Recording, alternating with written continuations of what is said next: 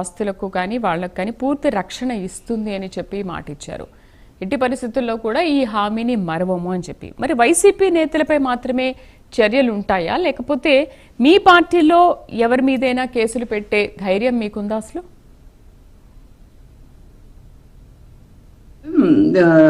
ఈ ప్రభుత్వం, కూటమి ప్రభుత్వం వచ్చిన తర్వాత జగన్మోహన్ రెడ్డి గారి ప్రభుత్వం లాగా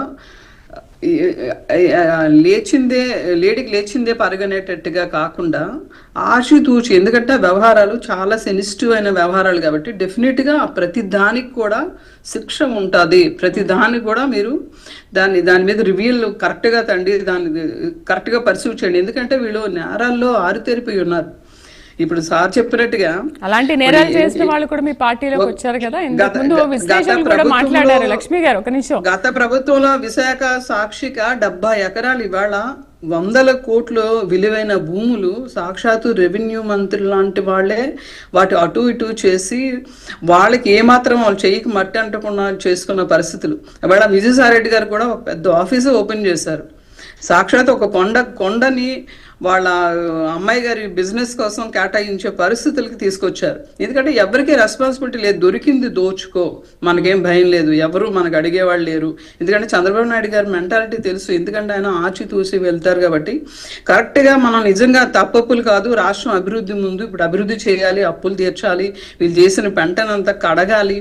ఈ ఆంధ్రప్రదేశ్ మళ్ళీ ఒక ఈ దేశ చిత్రపటంలో ఆంధ్రప్రదేశ్ని గర్వంగా మళ్ళీ నిలబెట్టాలి. ఈ విభజన హామీలు ఒక్కటి కూడా నెరవేరలేదు. ఒక పక్క సన్ని ఒక గొడ్డ పెట్టి మనకి రాష్ట్రాన్ని అప్పచెప్పారు. ఈ రాష్ట్రాన్ని మళ్ళీ ఉన్న భూముల మీద కూడా పడి అల్లకల్లోలం చేశారు కాబట్టి వాటి కరెక్ట్ వేలో మనం పెట్టాలి. పెట్టిన తర్వాత ఈ శిక్షలు వేయడం అనేది ఇప్పుడు కాకపోతే కమింగ్ మనం వేయగలం. కొంచెం వీటి మీద అంత దృష్టి పెట్టడానికి అంత సమయం లేదు. ఎందుకంటే రాష్ట్రానికి ఇవాళ అంత అప్పులు మిగిల్చారు, రాష్ట్రాన్ని సర్వనాశనం చేశారు.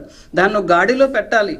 ఎందుకంటే ఒక పెద్ద దిక్కుగా చంద్రబాబు నాయుడు గారి మీద సర్వ బాధ్యతలు ఆయన మీద ఉండేటప్పటికి డెఫినెట్గా ఇటువంటి నేరగాళ్ల మీద కాస్తంత ఫోకస్ తగ్గిన మాట వాస్తవం కొంచెం. ఎందుకంటే సార్ చెప్తున్నారు, but late better then never, వదిలే ప్రసక్తి లేదు. వీళ్ళందరికీ కూడా అసలు కటకటాలు వెనక్కి పంపిస్తారు.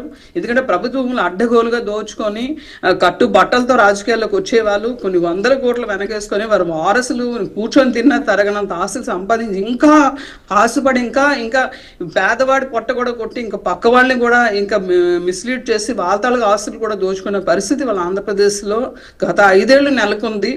ఇటువంటి ఆగడాలకి ఇంకా చెక్ పెట్టే పరిస్థితి ఈ గవర్నమెంట్ తీసుకుంటుంది. దానికి స్టాండ్ అయి ఉంది గవర్నమెంట్ ఎక్కడ కూడా డిగ్రేడ్ అవ్వలేదు, వెనక్కి తగ్గే ప్రసక్తి లేదు.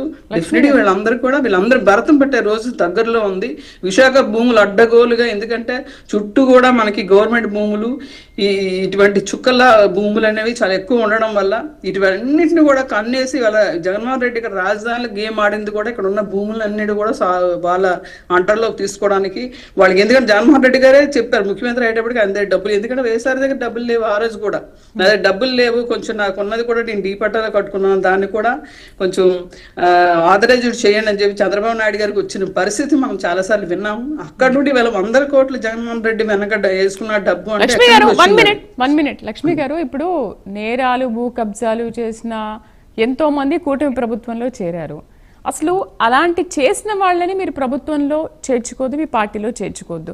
మరి అలా చేరిన వాళ్ళల్లో కూడా ఇప్పుడు ఈ భూ కబ్జాలకి పాల్పడిన వాళ్ళు ఉన్నారు కాబట్టి నిజంగా ప్రభుత్వం వాళ్ళపైన చర్యలు తీసుకుంటుందా? చర్యలు తీసుకునే వాళ్ళే అయితే అసలు పార్టీలోకి చేర్చుకోవద్దు కదా.